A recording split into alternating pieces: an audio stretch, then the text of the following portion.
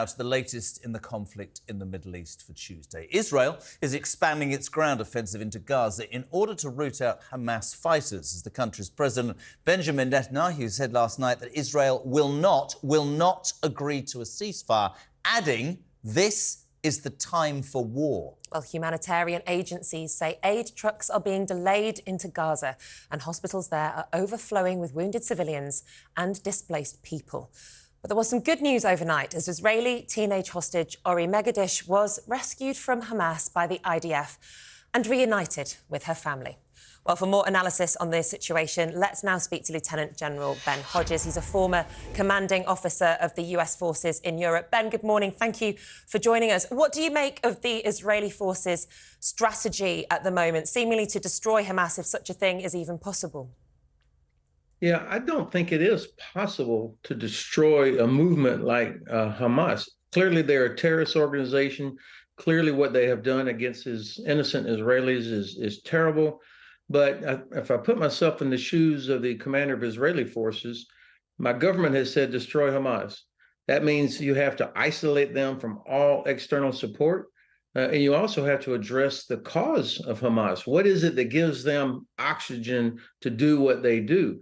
And so I think there has to be a more clearly stated end state for what Gaza should look like, other than just say, destroy Hamas.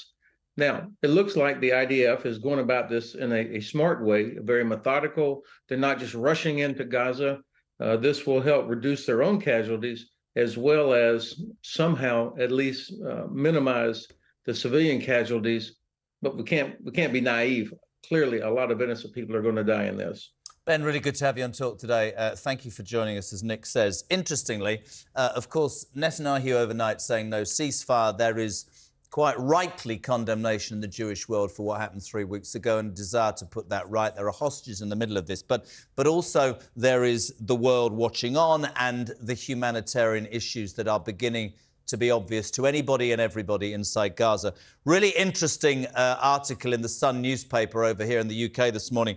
Trevor Trove. Hamas has a budget, he writes, of over £1.5 billion per year to finance his atrocities. He says the cash is pouring in from Iran, Qatar and other secret business portfolios, which absolutely stands up what you said, that you can go into Gaza, presumably, through these tunnels and do your damnedest to get these hostages out. But presumably terrorist organisations, and you would know better than I, Ben, will then splinter out to other areas.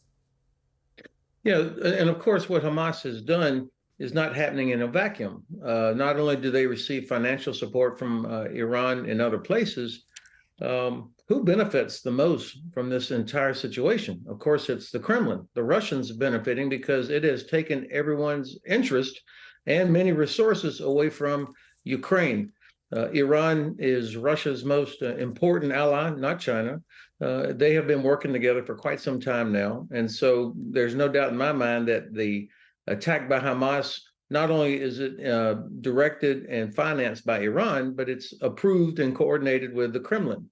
So I think what we've got to do in the West is look at how do we help Ukraine defeat Russia, help Israel defeat Hamas, convey to Iran that we're not going to allow them just to continue attacking their neighbors or supporting terrorist organizations. And then, of course, the Chinese are watching to see, can we actually do all of this as they contemplate their next moves out in the Indo-Pacific region? I was going to say, Ben, to what extent does this conflict in the Middle East actually play into the hands of countries and powers like China and Russia at present? What will they be thinking as they watch on? Yeah, deterrence, of course, is about having the capability, the demonstrated capability, and the will to use that capability. The Chinese are waiting to see, do we, the US, UK, our other allies, do we have the forces? Do we have the political will? Do we have the defense industry capacity to do all these things that I've just laid out? And I think as the West gets organized, develops a strategy for addressing these challenges and the root causes of the problems, the Chinese are waiting to see, can we really do this? And so cohesion inside our alliance, and of course, the American domestic political situation has an impact on this as well. Ben, final question from me, actually, in terms of where this will lead. Everybody, of course, talks about these atrocities and where it can finish in terms of the Middle East and the wider world. And you make very good points, I think, about, you know, the Western response. If you were in charge now, if you were in charge of the response to what's going, is it feasible militarily to get those hostages out and crush Hamas the way the IDF seem to be going about it? Or, and are we seeing casualties because that's an effect of war? Or is this simply a contest that they can't, in fact, win and will just cause huge loss of life without that aforementioned thing, which is to get rid of that terrorist cell?